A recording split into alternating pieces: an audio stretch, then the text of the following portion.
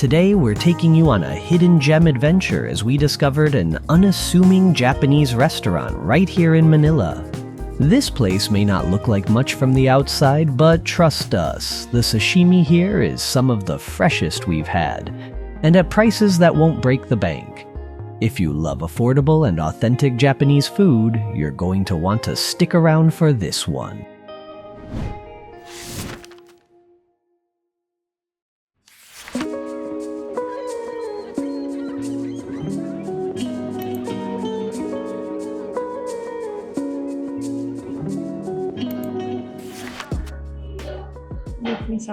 Order na tayo. Gusto ko din ng tempo.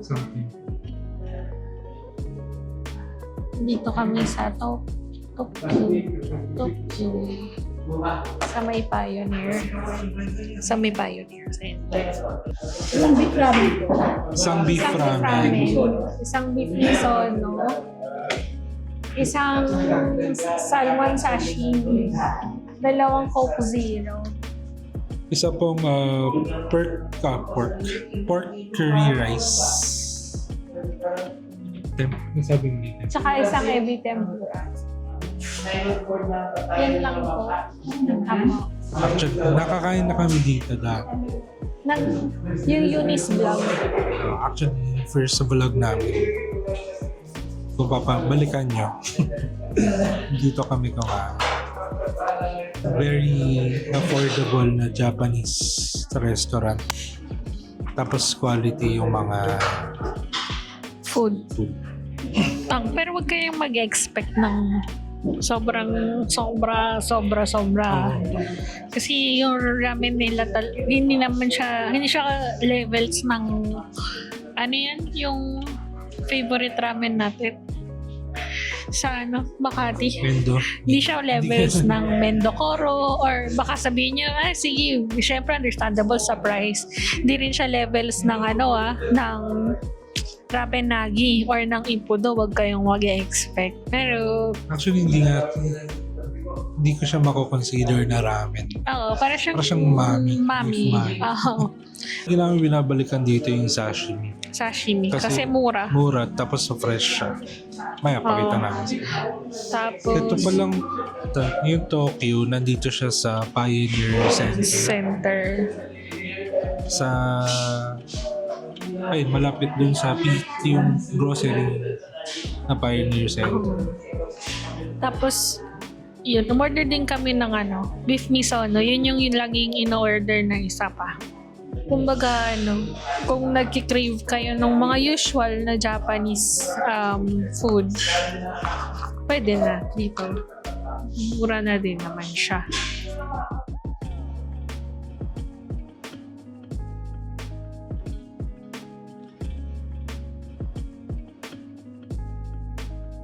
Tapos pag pumunta kayo dito, hanggang 9 o'clock lang sila, di ba? Oo, Hanggang 9 o'clock lang sila ng gabi. Pero pag pumunta kayo dito, minsan pag masyado ng late, cash payment na lang sila kasi yung may hawak ng pang Gcash nila, umuwi na. So, kailangan pag pumunta kayo dito, pag late na, be ready na lang with cash or Gcash lang sila. Mamaya pala, ayusin na namin yung pag review. Kasi nung last yung Indian restaurant. Kumain lang kami basta. Kumain. Kasi gutom na kami. Pero gutom na kami ngayon actually. Yung unang dish lang yung namin. Hindi napakita naman lahat. Pwede yung na-review. Okay siya. Tapos kumain. Hindi ako kinain din naman natin. Parang kada kuha ng ulo ko na naman.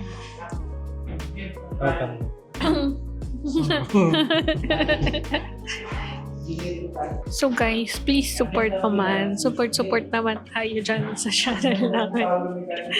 Yeah, mag-subscribe naman kayo, please. Please, nagmukha ako. At saka i-like nyo naman yung videos namin.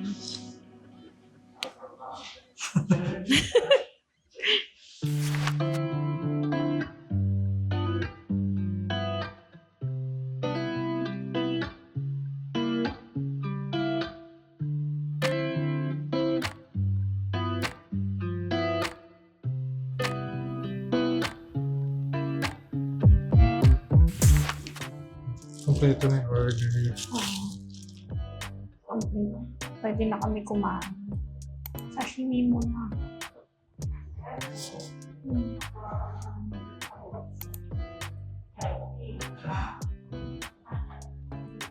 Na-mention ko na yata to dati. Dati niya kumakain ng sashimi.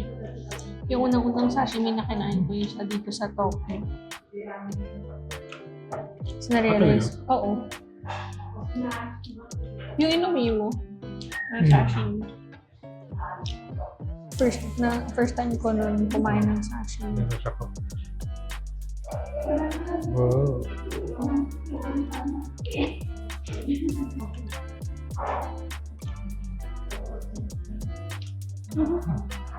Wala ka naman masyadong ma-describe sa lasa ng sashimi. Pero, Hindi siya malansa. Yun lang. magigits mo kagad kung fresh o hindi. Titikman muna namin isa-isa. Although inubos na namin yung yung sashimi. Bago nyo kami panoorin kumain. Next yung beef ramen. The beef ramen. Pakita nyo naman kanina sa video. Insert Siya naman yung mukhang ramen tan.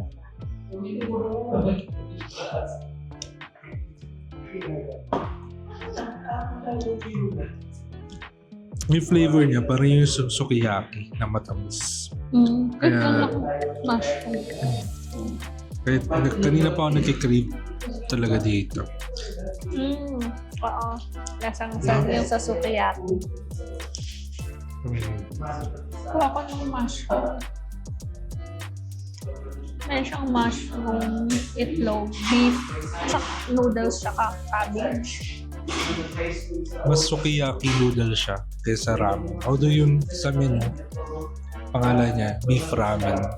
So kung orderin mo.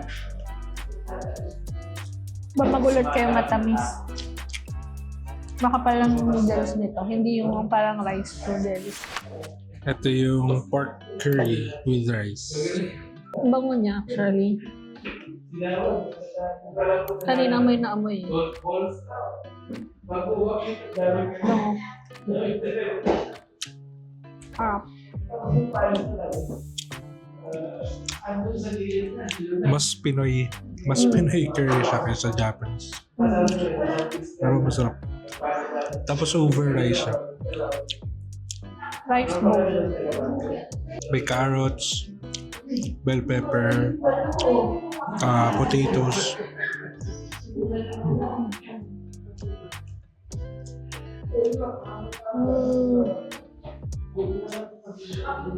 Enjoy na yan. Ba, pwede para makakain naman ako. Next dish yung beef miso. Garlicky. Tapos marami siyang toge. So, Serve with rice din. oo, may rice na siya.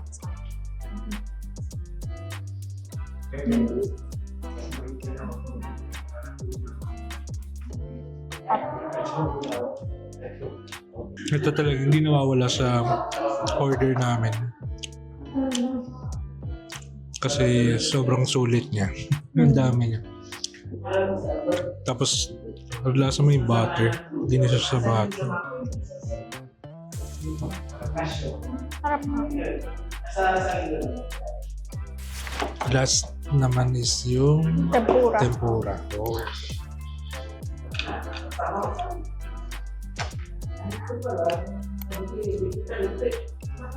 Yung tempura parang ilang pieces to? 4 na piraso.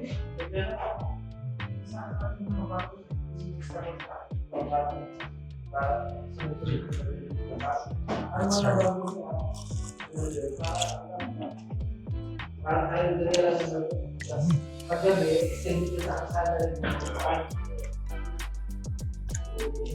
Ang tamis ng hipon.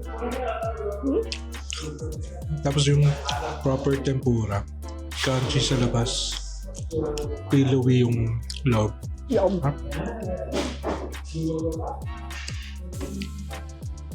Hindi rin ganun kakapal ng bread.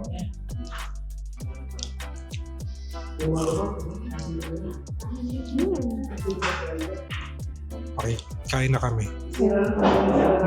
Gutom na.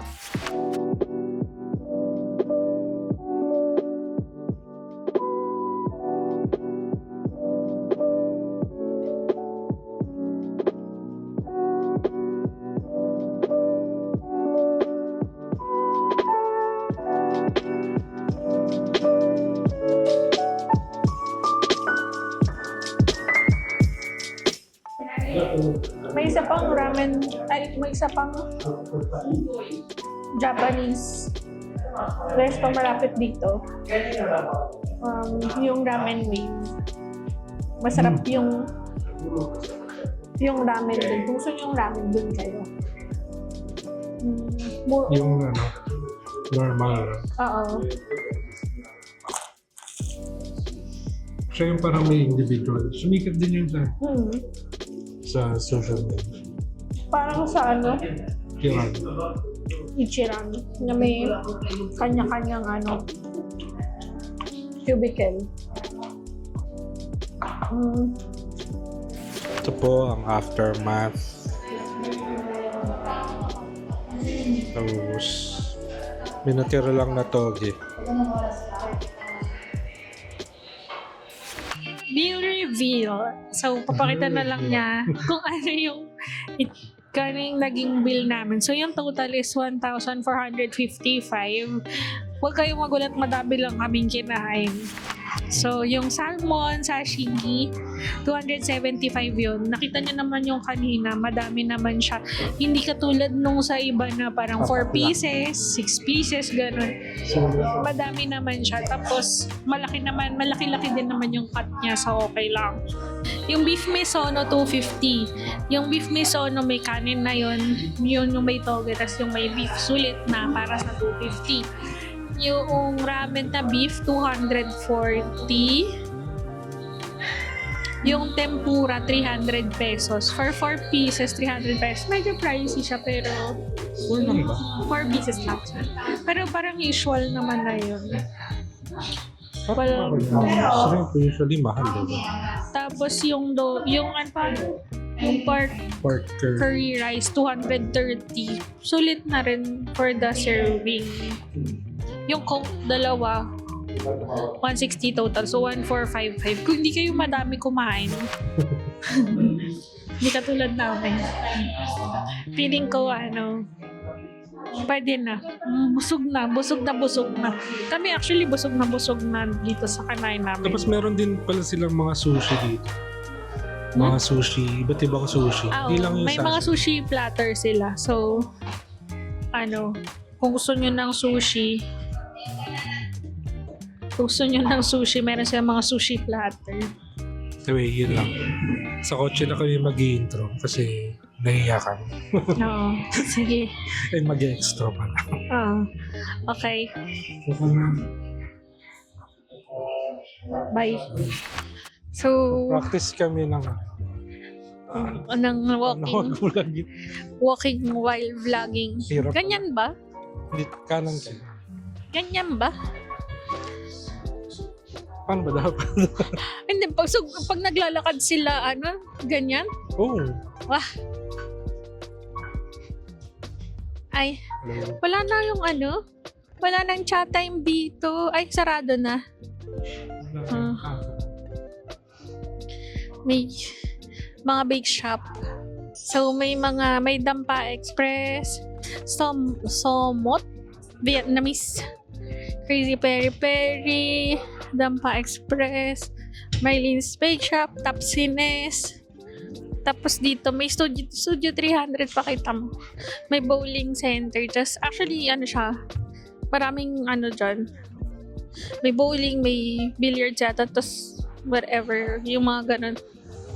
Tapos, may chat time, pero sarado na yung chat time. Tapos, ayun, yung ramen wave sa kabilang side. Pero bawal mag-park dito pagka pupunta kayo dun sa Ramen Wave, Tayo mo. ay, bawal pumunta dito pag nasunog. Ano yan? Nasunog sa taas. Oh, chat time. Hindi yung chat time sa baba. May taas yun. Ah.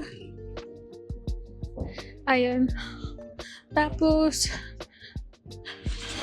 may bangko naman dito, tsaka ATM kung kailangan nyo ng cash. Kasi karamihan yata dito puro cash tsaka GCash yung payment na sa mga resto. Bihira yung pwede yung card or debit. I think may Starbucks tsaka Crepman Cafe. Mad Marks, alam nyo na yan. Dito na tayo sa kabila. Yung kinakainan namin na isang Thai place. Yung Thai Dara. Thai Dara. Sarap din din. So, ayan. Yung Thai Dara. Masarap din dyan. Yep. Isa kinakainan namin dito ni Mark minsan. Tapos sa taas may Low Flame Resto Bar. May Ox Manok. Tapos katabi ng Tokyo yung Siam. So yun. Pero hindi pa namin na-try yan sa Siam Thai. Hindi ganun kalaki yung menu nung Thai Dara. So hindi siya overwhelming pagka kumain kayo doon. Okay.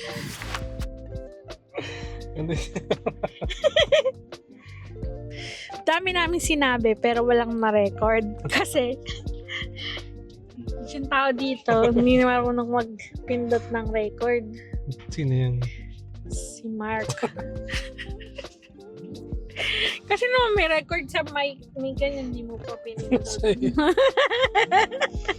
Yan lang. Masarap sa Tokyo. Hindi siya masyadong kilala.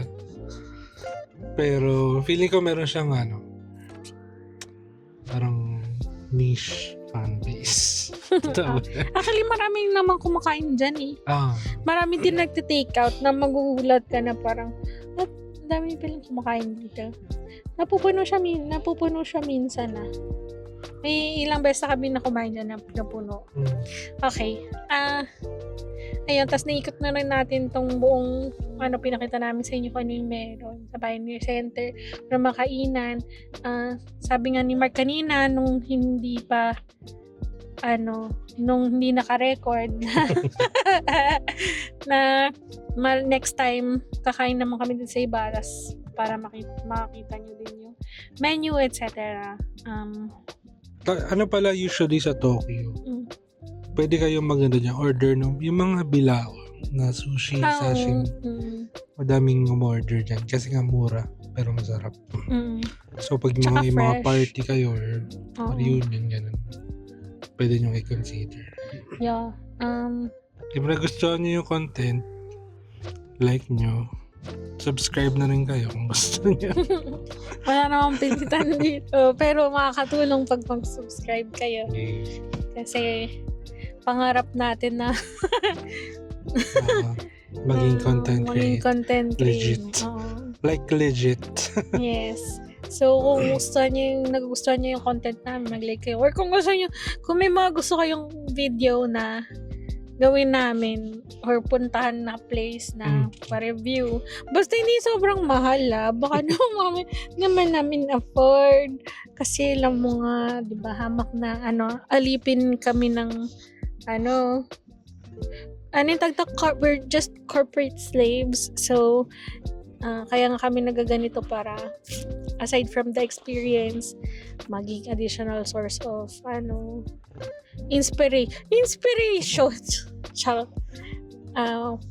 Ayan. So, basta kung may gusto kayong ipa-review na food, place, or whatever, comment lang kayo. Tapos, try namin. We'll try our very, very best na puntahan. Pero wag kayong magagalit pag hindi namin nagawa. Kasi, syempre na, mahirap mag-leave or pag sobrang mahal baka hindi ma-afford. So yun, Bye. bye, like, subscribe. Like and subscribe. Oh, transition mo.